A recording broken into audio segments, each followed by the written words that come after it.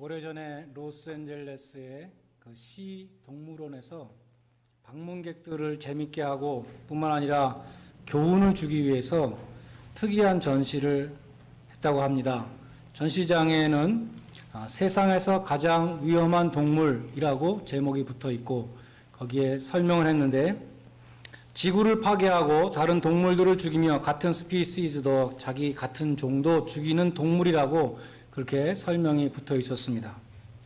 이 동물이 무엇일까요? 바로 인간이었습니다. 근데 이상한 것은 그 우리 속에 한 사람이 아닌 두 사람이 들어 있었다는 것입니다. 칼리지 스튜던트 2명을 이제 아르바이트 학생을 넣어놨습니다. 왜 둘인가? 혼자 있는 인간은 소심한 존재이지만 같이 있으면 위험한 동물이 된다는 그런 뜻이었다고 합니다. 오늘 본문 3절에 보면 서로 말하되 자라고 되어 있습니다. 영어 성경에 보면 Come, let us, 오라, 우리가 함께 하자, 이런 뜻입니다. 악한 일을 함께 도모하자고 선동하는 그러한 장면입니다. 하나님과는 전혀 상의하지 않았습니다. 하나님의 뜻은 전혀 묻지 않았습니다. 하나님이 이를 기뻐하실까 고려의 대상이 아니었습니다.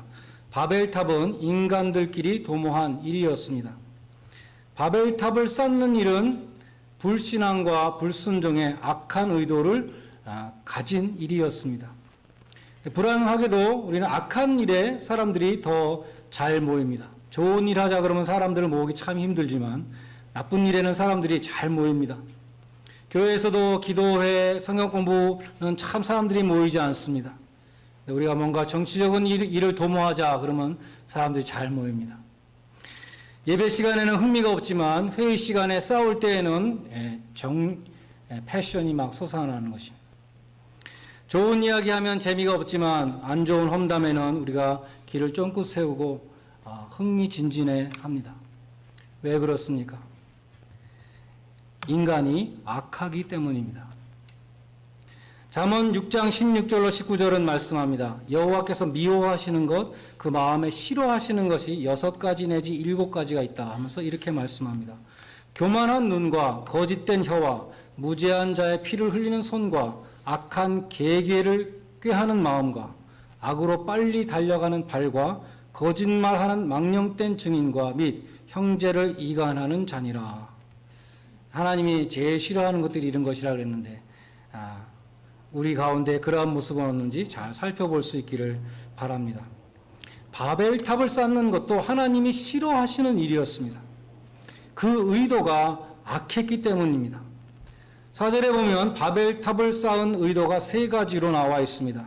첫 번째는 하늘까지 높이 올라가자라는 그러한 의도가 있었습니다. 교만이었습니다.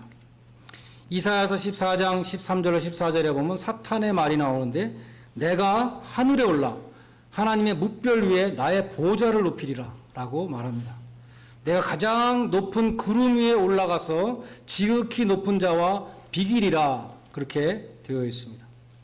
이 하나님과 비기려는 교만, 하나님의 위치를 넘보는 교만, 그것이 사탄이 타락한 원인이었습니다. 사탄은 하와에게도 선악과를 먹으면 하나님처럼 될 수 있다, 이렇게 유혹을 했습니다. 바벨탑에도 그처럼 하나님의 위치에 오르려는 교만한 의도가 있었다는 것입니다. 둘째로 그들은 자신들의 이름을 내기 위해서 바벨탑을 쌓았습니다. 하나님의 이름을 높여드리기 위해서 한 것이 아니라 우리의 이름을 내자. 겉으로는 다른 어떤 멋있는 고상한 말로 포장했을지 모르지만 진짜 속셈은 유명해지기 위한 공명심에서부터 비롯됐다는 것입니다. 시편 115편 1절에 보면 여호와여 영광을 우리에게 돌리지 마옵소서, 우리에게 돌리지 마옵소서. 오직 주의 인자하심과 진실하심을 인하여 주의 이름에 돌리소서라는 기도가 있습니다. 우리도 하늘나라 생명책에 이름을 올리기보다 이 세상에 이름을 남기고자 하는 그러한 목적으로 살아가고 있다면 우리도 바벨탑을 쌓고 있는 사람이라고 할 수 있을 것입니다. 셋째로 그들은 흩어짐을 면하기 위해서 탑을 쌓았습니다. 그것은 하나님의 명령에 대한 불순종이었습니다. 하나님은 아담에게 또 노아에게 똑같은 명령을 주셨죠. 생육하고 번성하여 땅에 충만하라 말씀했습니다. 하나님은 땅끝까지 흩어지라고 말씀했지만 이들은 뭉치기로 했습니다. 인간적인 동맹으로 힘과 또 안전을 도모하고자 했다는 것입니다. 갈라디아서 5장에 나오는 육체의 일, 죄악된 인간이 하는 일들의 목록이 쭉 있는데 그 중에 당짓는 일이 있습니다. Factions, divisions. 민수기 16장에 보면 고라라는 사람이 있었습니다. 모세의 사촌이었는데 250명의 족장들을 규합을 해서 조직적으로 모세에게 대적을 했습니다. 민수기 16장 31절로 33절에 보면 땅이 갈라져서 고라에게 속한 모든 사람들이 산채로 음부에 빠졌다. 그렇게 기록되어 있습니다. 바벨탑을 쌓던 사람들도 하나님이 단번에 흩으셨습니다. 1절에 보면 모든 사람의 언어가 하나였다. 그렇게 되어 있습니다.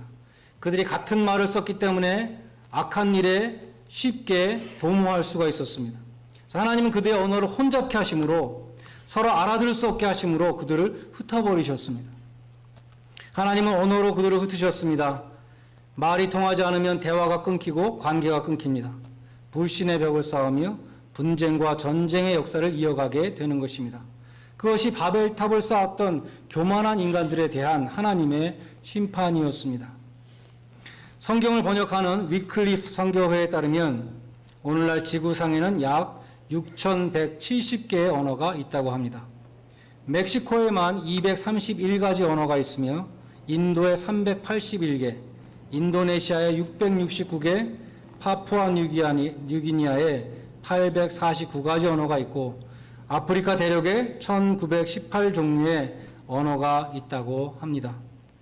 캘리포니아 주에서 사용되는 언어가 224가지, 아마 뉴욕도 마찬가지일 겁니다. 미국에 사는 이민자들이 이 언어로 인해서 얼마나 큰 어려움을 겪고 있습니까? Language barrier, 언어 장벽은 바벨탑의 저주였습니다. 근데 이 바벨탑의 저주가 풀린 사건이 신약 성경에 나오는데 사도행전 2장에 나오는 오순절의 성령의 강림 사건이었습니다. 다른 언어를 쓰던 모든 사람들이 다른 언어를 알아듣게 됐다는 것입니다. 상호 이해를 가로막았던 장벽이 무너졌습니다. 성령님이 역사하시는 곳에는 그처럼 하나 되는 역사가 일어나는 것입니다. 고린도전서 12장 13절에 보면 우리가 유대인이나 헬라인이나 종이나 자유자나 남자나 여자나 다 성령으로 세례를 받고 한 몸이 되었고 다 한 성령으로 마시게 하셨느니라 라고 말씀합니다. 성령이 임하시면 하나가 되는 역사가 일어난다는 것입니다. 그런데 이 세상에서 절대로 하나가 되지 못하는 곳이 있다고 합니다. 여러분 교회라고 생각할지 모르지만 정신병원이 절대로 하나가 되지 못한대요. 이런 이야기가 있습니다. 어떤 사람이 자동차를 몰고 가다가 정신병원 앞에서 펑크가 났습니다. 바퀴가 근데 떨어져가지고 굴러가서 시궁창에 박혀버렸어요. 바퀴가 붙어있으면 그 볼트를 떼어가지고 스페어 타이어 끼고 다시 볼트를 껴놓으면 될 텐데 바퀴채로 가버렸으니까 볼트가 없어서 어떻게 하면 좋겠는가 속수무책으로 서 있었습니다. 정신병원 담장에서 그것을 처음부터 보고 있던 한 정신병자가 이렇게 말을 했습니다. 여보세요, 그렇게 서 있지 마시고 남은 세 바퀴에서 볼트를 하나씩 띄셔가지고 스페어 타이어를 조이십시오. 그리고 가까운 정비소 가서 고쳐달라고 그러세요. 그 말을 듣고 보니 매우 현명한 생각이었습니다. 그래서 그 환자에게 정말 고맙습니다. 근데 왜 당신 같은 분이 정신병원에 있죠? 라고 물어봤습니다. 그러니까 이 환자가 대답하기를 내가 미쳐서 여기 있는 거지 멍청하기 때문에 여기 있는 줄 아십니까? 그랬다는 것입니다. 정신병자 중에는 너무나 똑똑해서 미쳐버린 사람도 있습니다. 정신병자는 바보가 아닙니다. 자기 자신에게 미쳐서 다른 사람들과 정신적인 교류를 하지 못하고 대화를 하지 못하는 것입니다. 때로는 그들이 하는 말이 정말 맞는 말일 때 지극히 합리적이고 타당한 말일 때가 많이 있습니다. 그러나 오직 자기라는 감옥에 갇혀서 다른 사람의 의견이나 다른 사람의 주장을 받아들일 수 없는 것입니다. 정신병원에 가보면 정신병자들의 행동이 매우 거칠고 시끄럽고 소리 지르고 자기 멋대로 막 하는 것이죠. 말도 마음대로 하고 행동도 마음대로 하는데 100명이 모여있는 그러한 정신병자가 100명 있어도 감독하는 사람은 2~3명만 있으면 된다는 것입니다. 그 거친 사람들을 2~3명만 있으면 다스릴 수 있는데 왜 그런가 하면 정신병자들은 결코 하나가 되지 못하기 때문에, 두 사람도 하나가 되지 못하기 때문에 그렇다는 것입니다. 어떤 사람이 나는 하나님이 이 세상에 보낸 구세주다라고 말을 하면 옆에서 내가 너를 언제 보냈어? 라고 말한다는 것이죠. 그러면 구세주야 하고서 이렇게 따라가야 될 텐데 그게 아니라 어떻게 하나가 될 수 없다는 것입니다. 정신병자는 지극히 개인적입니다. 자기밖에 모르고 다른 사람의 입장을 고려하거나 다른 사람의 말을 들으려고 하지 않습니다. 자기 생각이 세상에서 제일입니다. 그런데 문제는 아무도 인정해 주지 않는다는 것입니다. 그래서 사회적인 기능을 못하는 외톨이가 되고 마는 것입니다. 성경은 교회를 몸으로 비유하고 우리 한 사람 한 사람이 지체라고 말합니다. 외톨이가 아니라 서로 유기적으로 연결되어 있고 서로 협력하지 않으면 안 되는 각 몸의 지체라는 것입니다. 특별히 고린도전서 12장 21절에 보면 한 지체가 다른 지체를 향해서 너는 쓸데없다라고 말할 수 없다라고 말씀합니다. 다른 지체의 중요성을 인정해야 한다는 것입니다. 어느 날 몸의 여러 지체들이 비상회의를 열고 입을, 이 마우스를 집중적으로 공격했습니다. 먼저 코가 일어나서 말했습니다. 여러분, 지금처럼 어려울 때에 우리 중에 혼자 놀고 먹는 못된 백수가 있습니다.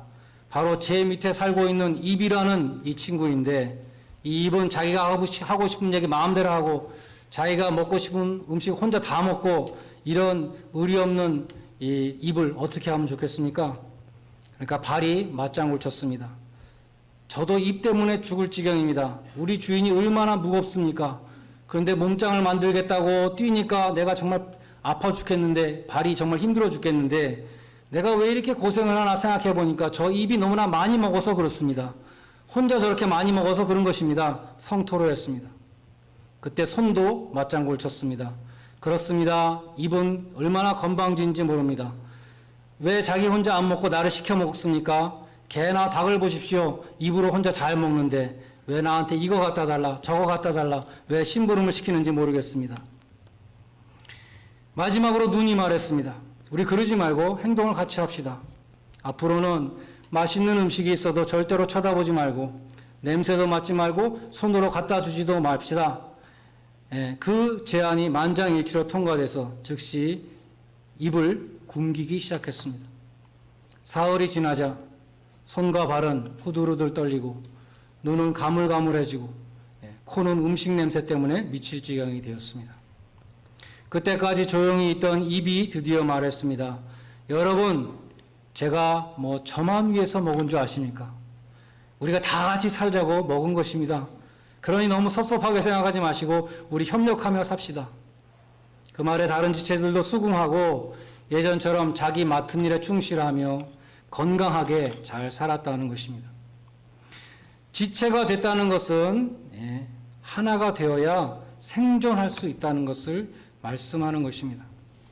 또 하나가 될 때에 우리는 행복합니다. 잠언 17장 1절에 보면 마른 떡 한 조각만 있고 화목하는 것이 육선이 집에 가득하고 고기와 생선이 집에 가득하고 다투는 것보다 낫다라고 말씀합니다. 죽 한 그릇을 앞에 놓고 어떤 부부가 이랬다고 합니다. 부인이 남편한테 오늘 하루 종일 밖에서 수고했으니까 한 숟가락을 덧더라고. 그러니까 남편이 부인한테는 아닙니다. 나는 당신이 집에서 정말 애들 보느라고 수고했으니까 나보다 당신이 한 수를 덧더라고. 당신이 한 수를 덧더라고.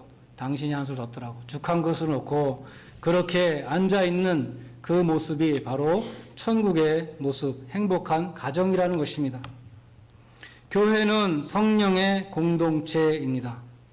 성령이 바벨탑의 저주를 푸시고 하나가 되게 하셨기 때문입니다. 교회는 친목하는 개 모임이 아닙니다. 교회는 권력을 추구하는 정당도 아닙니다. 사실 인간은 정치적인 동물인데 어디선가 정치를 하고 싶어 하는데 이 이민자들은 특히 한국말로 정치할 수 있는 것이 교회밖에 없어서 집에 가면 부인한테 꼼짝 못하고 한국말로 싸울 수 있는 것이 교회밖에 없다. 그런 말도 있습니다.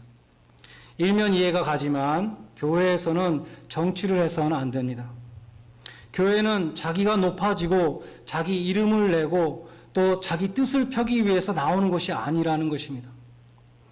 교회에서는 성령님의 인도를 따라 기도하고 하나님 말씀 배우고 하나님이 기뻐하시는 일을 하고 하나님께 영광을 돌리는, 그러기 위해서 하나가 되게 하신 그 성령의 공동체가 교회라는 것입니다. 교회는 바벨탑이 아니라는 것입니다. 마지막으로 바벨탑의 인간들은 악한 목적을 가지고 서로를 향해서 오라 그랬습니다. 오라. 그러나 하나님은 인간들을 구원하시기 위해서 오라고 부르십니다. 성경이 있죠. 인터넷에 가서 성경을 인터넷으로 키고 거기에 검색에 오라를 찍어보면 우리가 쓰는 개역 한글에서는 200번 이상 오라라는 단어가 나온다는 것입니다. 수고하고 무거운 짐진 자들아 다 내게로 오라. 성령과 신부가 말씀하기를 오라 하시는도다. 듣는 자도 오라 할 것이요 목마른 자도 올 것이요 원하는 자들은 누구든지 와서 값없이 생명수를 사라고 말씀합니다. 오라, 우리가 서로 변론하자. 너희 죄가 주홍 같을지라도 눈과 같이 헤어질 것이요 진홍같이 붉을지라도 양털같이 되리라. 그러한 오라라는 말씀 말고도 믿으라, 영접하라, 받으라, 이런 초청의 말씀들 다 합치면 1900번이 넘는다는 것입니다. 어저께 청년부 찬양의 밤 주제가 시그널이었는데 하나님과 주파수를 맞추고 하나님의 말씀을 듣자라는 것이었죠. 우리가 하나님 앞에 주파수를 딱 맞추고 하나님의 말씀을 들으면 무슨 말씀을 제일 많이 하실까요? 하나님의 방송국에서는 오라라고 말씀하신다는 것입니다. 그러나 그 많은 초청에도 불구하고 사람들은 오지 않습니다. 요한복음 5장 40절에서 주님은 말씀했습니다. 너희가 영생을 얻기 위해서 내게 오기를 원하지 아니하는도다. 영생을 준다고 하는데도 나한테 오기를 원하지 않는도다. 예수님이 그렇게 말씀했습니다. 스펄전 목사님은 By nature, no man will come to Christ. 자연인은 아무도 예수 그리스도에게 오지 않는다고 말했습니다. 죄악된 본성에 물들어 있기 때문에 주님께 나오는 것을 의지적으로 거부하는 것입니다. 성령 하나님께서 강권하실 때에 그때만이 주님께 나올 수 있는 것입니다. 여러분은 이 자리에 나오셨습니다. 여러분은 자연인으로 나오신 것이 아니라 자연인이었다면 얼마든지 핑계거리도 많이 있고 얼마든지 오지 않을 수도 있지만 그러나 성령 하나님께서 그리스도의 사랑이 강권하셔서 여러분을 오시게 했습니다. 하나님의 초자연적인 은혜로 우리가 그 부르심에 응답한 것입니다. 나를 보내신 아버지께서 이끌지 아니하시면 아무도 내게 올 수 없다. 요한복음 6장 44절에서 말씀하셨습니다. 하나님이 부르셔서 내가 주님 앞에 나왔다는 것을 기억하실 수 있기 바랍니다. 부르심의 은혜, 그 은혜를 고백하고 감사할 수 있기를 바랍니다. 그리고 참으로 하나님이 부르셔서 나왔다면 하나님께로부터 오는 영광을 우리가 구해야 한다는 것입니다. 요한복음 5장 44절에 보면 너희가 서로 영광을 취하고 유일하신 하나님께로부터 오는 영광을 구하지 않는도다. 너희가 서로 칭찬받고 서로 영광을 받을 그것만 생각하고 왜 하나님으로부터 오는 영광, 주님으로부터 오는 칭찬을 구하지 않느냐라고 말씀하는 것입니다. 나아만 장군이 엘리사를 찾아왔을 때 그는 굉장히 기분이 나빴습니다. 엘리사라는 이 시골에 처박혀 있는 선지자라는 사람이 콧배기도 안 보이고 자기 사환을 보내서 요단강에 3번 들어갔다 나오라 이렇게 말했기 때문에 기분이 나빴습니다. 내가 일국의 장군인데 나와서 나를 얼굴도 안 보고 종을 보내가지고 명령을 하다니 기분이 굉장히 나빴습니다. 그러나 하나님이 보실 때 나아만은 어떤 사람이었습니까? 하나님이 보실 때 나아만은 문둥병자에 불과했습니다. 하나님은 우리의 계급장을 보지 않으십니다. 우리는 하나님 앞에 더럽고 불쌍한 죄인에 불과합니다. 교회에서 사람들이 안 알아준다고, 특별한 대우를 안 해준다고 섭섭해하는 마귀들, 섭섭마귀라 그러죠. 거기서부터 하나님의 영광을 구하지 않고 사람의 영광을 구하는, 거기서부터 문제가 시작되는 것입니다. 주님의 심판대 앞에 섰을 때 하나님께서 우리에게 사람들이 너에게 대해서 뭐라고 말했냐, 이것을 묻지 않는 것이죠. 하나님의 평가로 심판받는 것입니다. 사람을 의식하는 믿음 생활은 바리새인의, 외식하는 자의 잘못된 신앙생활입니다. 주님은 요한복음 5장 41절에서 나는 사람에게 영광을 취하지 않는다고 말씀했습니다. 그래서 마귀가 자기 과시를 하라고 유혹했을 때 그 유혹을 물리치셨던 것입니다. 나를 무시했다고, 나를 알아주지 않는다고 기분 나빠하는 것은 참으로 어리석은 일입니다. 하나님께로부터 오는 영광, 그것을 구하는 것이 아니라 사람으로부터 오는 영광을 취하려 하는 것입니다.